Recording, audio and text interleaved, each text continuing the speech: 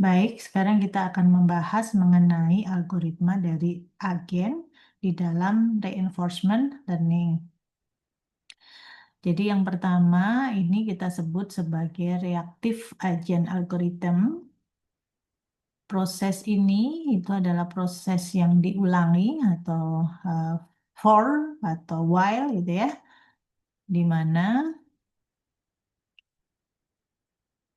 ini S, S ini tanda tanya, maaf ada kesalahan ya, ini S ini tanda tanyanya ini adalah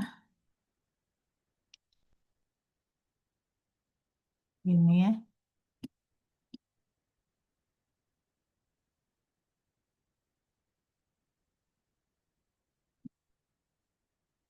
oke ya. Jadi kita ulangi,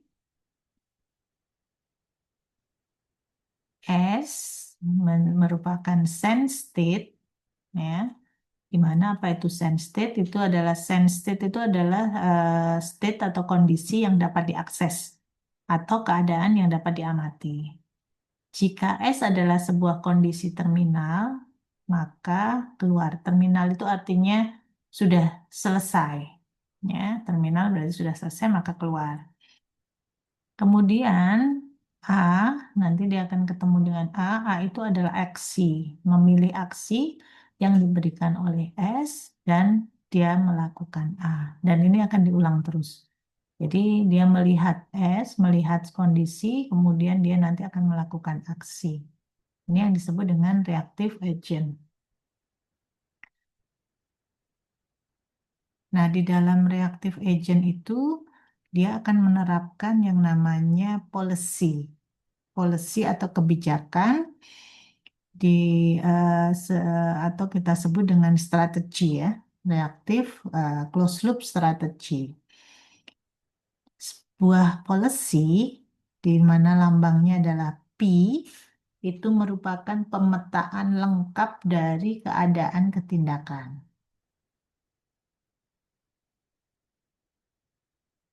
Maka kalau dituliskan kembali bahwa reactive agent itu adalah S yang merupakan sense state dan actionnya itu adalah berupa P, policy-nya gitu ya.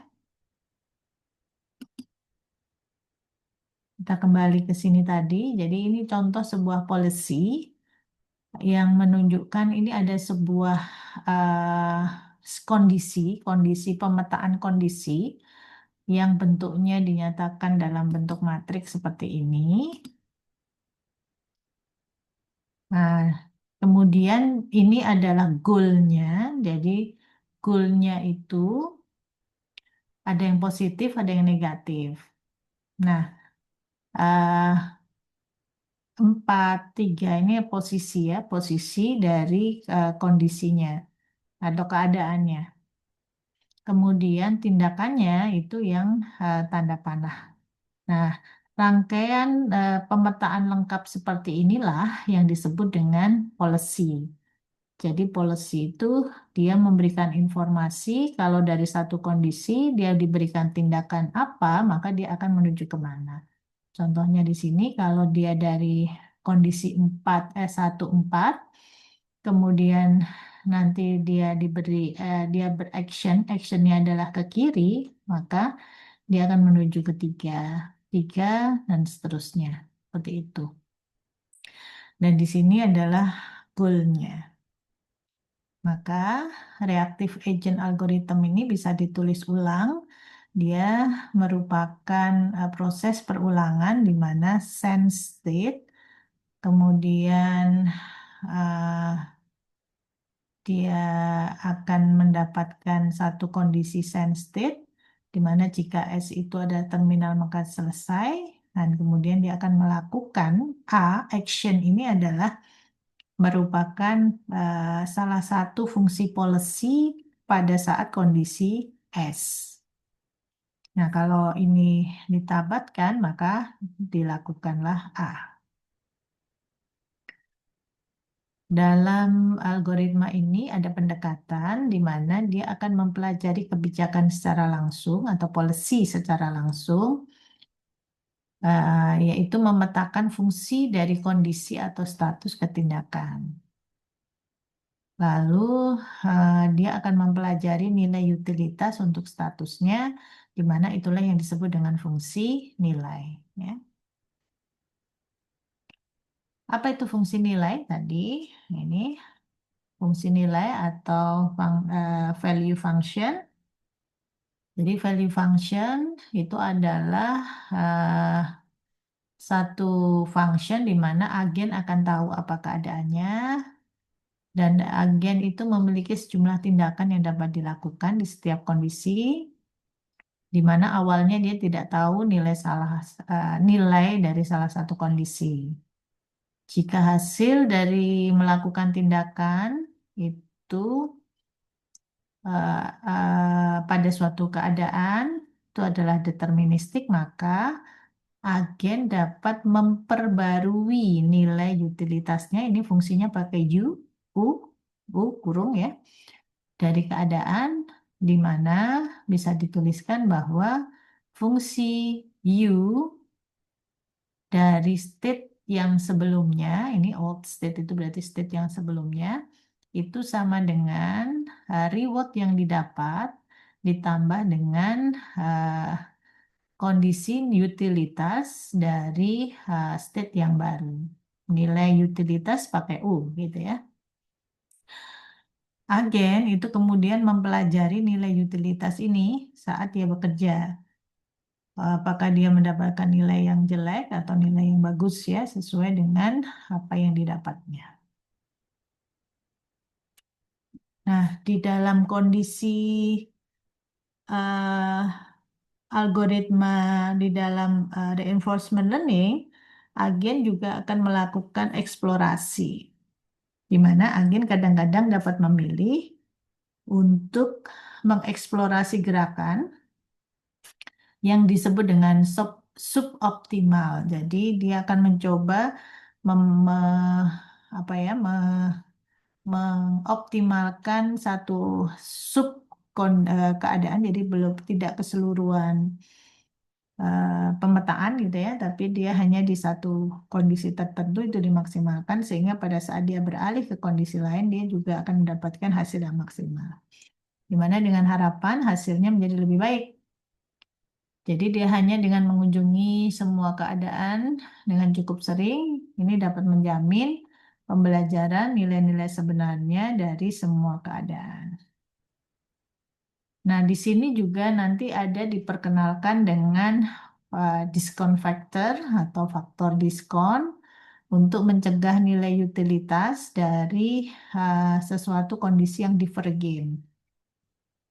Juga dipakai untuk mempromosikan penggunaan urutan tindakan yang lebih pendek.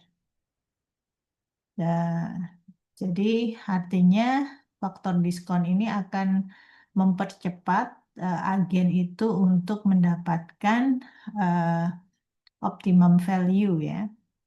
Jadi dia menjadi lebih efisien untuk mencapai imbalannya.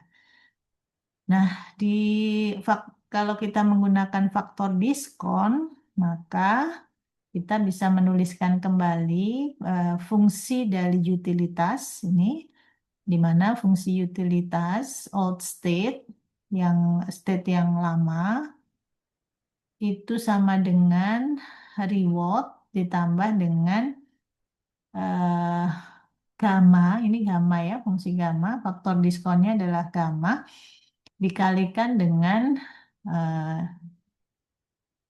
nilai utilitas dari new state. Secara normal, ini gamma ini akan diset nilainya antara 0 sampai dengan 1. Jadi nilai yang kecil ya, kecil antara 0 dan 1.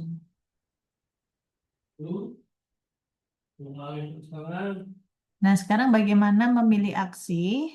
Nah, cukup pilih tindakan dengan utilitas yang diharapkan saat ini yang tertinggi. Masalahnya, setiap aksi mempunyai dua dampak.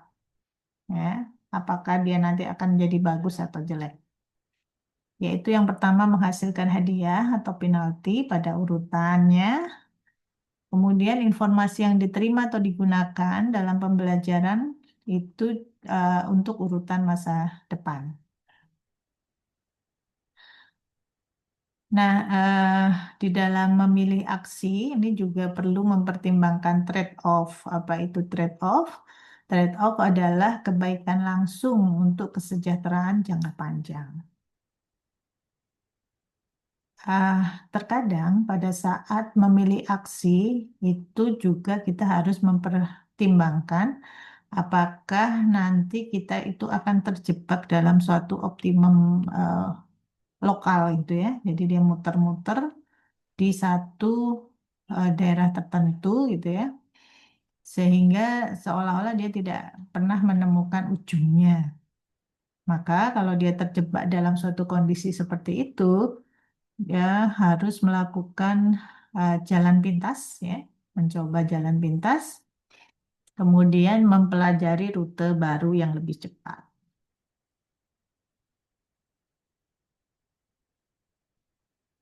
Eh, di sini juga ada kebijakan eksplorasi, di mana kebijakan eksplorasi ini bertindak secara acak ya. Jadi salah satu cara untuk menghindari adanya jebakan gitu ya, jebakan, maka dia akan bertindak secara acak dengan harapan dia akan menjelajahi seluruh lingkungan.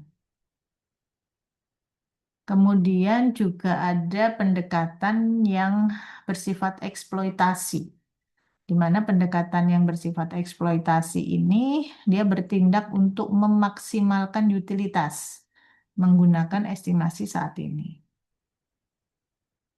Nah, keseimbangan ini perlu dipertimbangkan yang kita sebut dengan reasonable balance, ya, keseimbangan yang wajar, bertindak secara eksploratif, exploration ya, eksploratif atau ketika agen memiliki sedikit gagasan dengan lingkungannya, artinya dia tidak tahu dia mau kemana gitu ya, maka dia akan bertindak secara acak.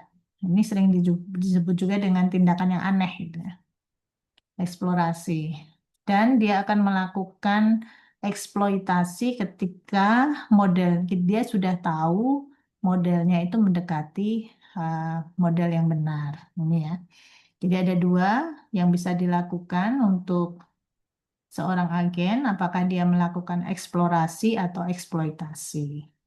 Nah, itu perlu mempertimbangkan reasonable balance-nya. Oke. Nah, bagaimana pengaturan untuk reinforcement learning? Pengaturan untuk reinforcement learning ini eh, dia mempertimbangkan proses environment-nya, itu adalah proses yang disebut dengan decision Markov. Kontrolnya itu stokastik, stokastik itu probabilistik ya, secara diskrit proses kontrolnya. Kemudian untuk setiap langkah state ya, di mana agen itu akan memilih aksi A dari himpunan aksi ya, untuk setiap setiap state. Jadi misalkan dari satu state gitu, nah dia akan memilih, nah, anggaplah ini kita punya state, nah, state satu ya. Kemudian di state satu ini ada dua aksi, aksi A satu, aksi A2 gitu. Maka agen akan memilih salah satu dari A1 atau A2 yang kita ambil dari himpunan AS. Pindah ke keadaan baru dengan probabilitas, di mana dia nanti akan menuju ke keadaan lain. Anggaplah di sini ada state lain, maka dia akan melihat probabilitas ya A, probabilitas AS ke S aksen ya. Dari S pertama ke S kedua probabilitasnya berapa, S pertama ke S ketiga probabilitasnya berapa. Kemudian nanti dia akan menerima reward, itu adalah S dan S aksen. Jadi dia akan mendapatkan dari probabilitas itu, dia nanti akan mendapatkan reward terhadap satu tindakan yang dilakukan dari satu kondisi S ke kondisi yang berikutnya. Setiap hasil itu tergantung pada state-nya dan action-nya. Ya. Jadi tidak hanya bergantung pada tindakannya, tapi dia bergantung pada status dan tindakan sebelumnya.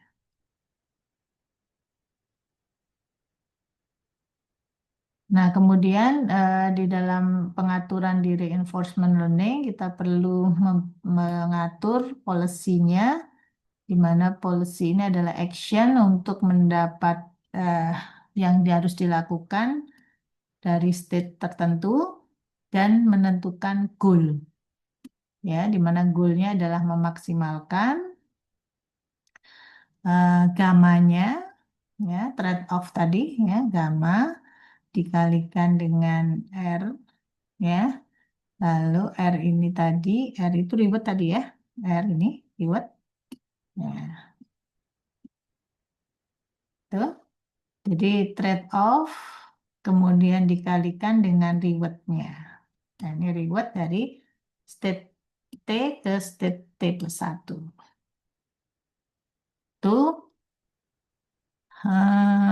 ini semuanya dijumlahkan. Ya, dijumlahkan mulai dari eh, time 0 sampai dengan tak hingga eh, A, action. Nah, ini action itu merupakan fungsi policy dari state tertentu. Kemudian perlu diingat kembali trade-off itu nilainya antara 0 sampai dengan 1. Nah, kalau ditulis secara keseluruhan, value dari policy-nya itu sama dengan jumlahan dari ini ya, jumlahan dari P,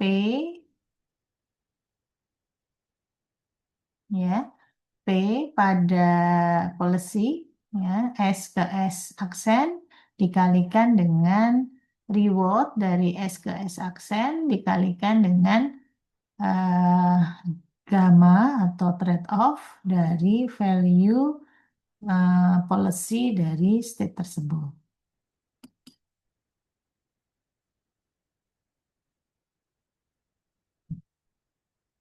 P di sini itu adalah probabilitas, ya, ini. P ini adalah probabilitas. Kemudian R itu reward, ya, tadi. Dan V adalah value yang diberikan dari dalam setiap state. Berikutnya nanti kita akan membahas contoh sederhananya. Terima kasih.